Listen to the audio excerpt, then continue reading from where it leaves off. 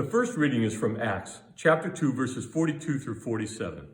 As an introduction to the lesson, today's reading is a description of life in the community following Peter's sermon on the day of Pentecost, when the Spirit was poured out on God's people.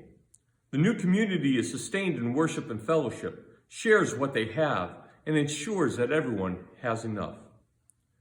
Again, Acts chapter 2, beginning with verse 42. The baptized devoted themselves to the apostles' teaching and fellowship, to the breaking of bread and the prayers. Awe came upon everyone because many wonders and signs were being done by the apostles. All who believed were together and had all things in common. They would sell their possessions and goods and distribute the proceeds to all, as any had need. Day by day, as they spent much time together in the temple, they broke bread at home and ate their food with glad and generous hearts, praising God and having the goodwill of all people. And day by day the Lord added to their number those who were being saved. The word of the Lord. Thanks be to God. The second reading is from 1 Peter chapter 2, verses 19 through 25.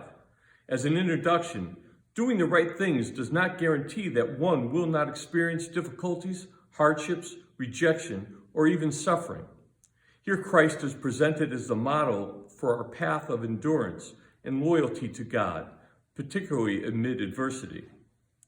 1 Peter chapter 2, beginning verse 19.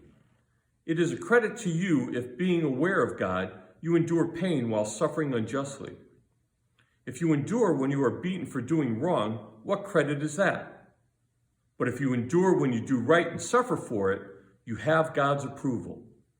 For to this you have been called, because Christ also suffered for you, leaving you an example so that you should follow in his steps. He committed no sin, and no deceit was found in his mouth. When he was abused, he did not return abuse. When he suffered, he did not threaten, but he entrusted himself to the one who judges justly. He himself bore our sins in his body on the cross, so that, free from sins, we might live for righteousness. By his wounds you have been healed. For you were going astray like sheep, but now you have returned to the shepherd and guardian of your souls. The word of the Lord. Thanks be to God.